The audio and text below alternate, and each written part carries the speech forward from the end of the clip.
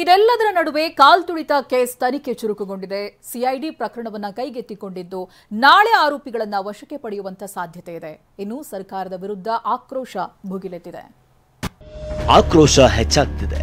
ಕಾಲ್ತುಳಿತಕ್ಕೆ ಕಾರಣರಾದವರಿಗೆ ತಕ್ಕ ಶಿಕ್ಷೆ ನೀಡಬೇಕೆಂಬ ಕೂಗು ಜೋರಾಗ್ತಿದೆ. ಹೀಗಾಗಿ ತನಿಖೆ ಚುರುಕುಗೊಳಿಸಿರೋ ಸಿಐಡಿ ಫುಲ್ ಆಕ್ಟಿವ್ ಆಗಿದೆ.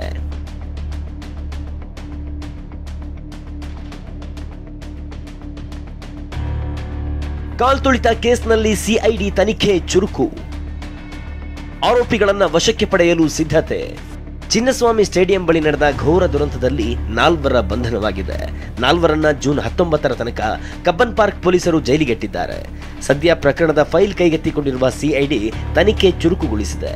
ನಿನ್ನೆ ಚಿನ್ನಸ್ವಾಮಿ ಸ್ಟೇಡಿಯಂಗೆ ಭೇಟಿ ನೀಡಿದ್ದ ಸಿಐಡಿ ತಂಡ ದುರಂತದ ಬಗ್ಗೆ ಮಾಹಿತಿ ಕಲೆ ಹಾಕಿದೆ.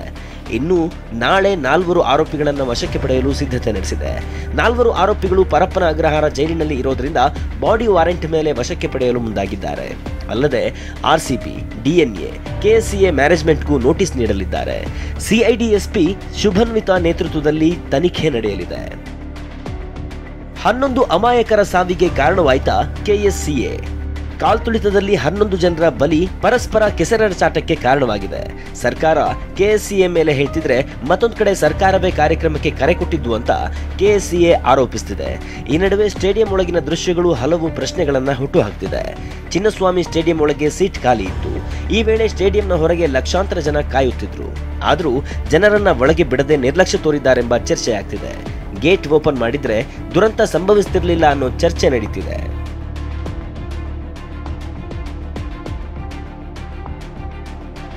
ಮತ್ತೊಂದು ಕಡೆ ರಾಜ್ಯ ಸರ್ಕಾರದ ನಿರ್ಲಕ್ಷ್ಯವೇ ದುರಂತಕ್ಕೆ ಕಾರಣ ಅಂತಿರೋ ಸ್ವಾಮೀಜಿಗಳ ತಂಡ ಸರ್ಕಾರದ ವಿರುದ್ಧ ಸಿಡಿದೆದ್ದಿದೆ. ಸರ್ಕಾರದ ವಿರುದ್ಧ ದೂರಿನ ಅಸ್ತ್ರ ಪ್ರಯೋಗಿಸಿದೆ. ಬೆಂಗಳೂರಿಗೆ ಬಂದಿರೋ ಸ್ವಾಮೀಜಿಗಳ ತಂಡ ಸರ್ಕಾರದ ವಿರುದ್ಧ ಕಬ್ಬನ್ ಪಾರ್ಕ್ ಪೊಲೀಸ್ ಠಾಣೆ ಮತ್ತು ಆರ್ಸಿಬಿ ವಿರುದ್ಧ ಇಡಿಗೂ ದೂರು ನೀಡಲು ಮುಂದಾಗಿದ್ದಾರೆ. ಇನ್ನು ಪ್ರಕರಣವನ್ನ ಸಿಬಿಐ ತನಿಖೆಗೆ ವಹಿಸಬೇಕು, ತಪ್ಪಿತಸ್ಥರಿಗೆ ಕಠಿಣ ಶಿಕ್ಷೆಯಾಗಬೇಕು ಅಂತ ನಟಿ ಕಾರುಣ್ಯ ರಾಮ್ ಆಗ್ರಹಿಸಿದ್ದಾರೆ. ಈ ಸಾವಾಗಿರೋ ಮಕ್ಕಳಿಗೆ ಆತ್ಮಕ್ಕೆ ಶಾಂತಿ ಸಿಗಬೇಕು ಅಂತಂದ್ರೆ ಸರಿಯಾದ ರೀತಿಯಲ್ಲಿ ತನಿಖೆ ಆಗಬೇಕು.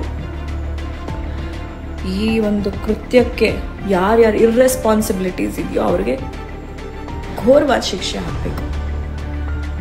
ಹಾಗಂತ ಅಧಿಕಾರಿಗಳನ್ನ ಅಮಾನತ್ ಮಾಡೋದು ಮ್ಯಾಜಿಸ್ಟ್ರೇಟ್ ತನಿಖೆ ಆಗಬೇಕು ಅನ್ನೋದಂತಲ್ಲ. ನಮಗೆ ಯಾವುದೇ ರೀತಿ ಅದ್ರ ಮೇಲೆ ನಂಬಿಕೆ ಇಲ್ಲ.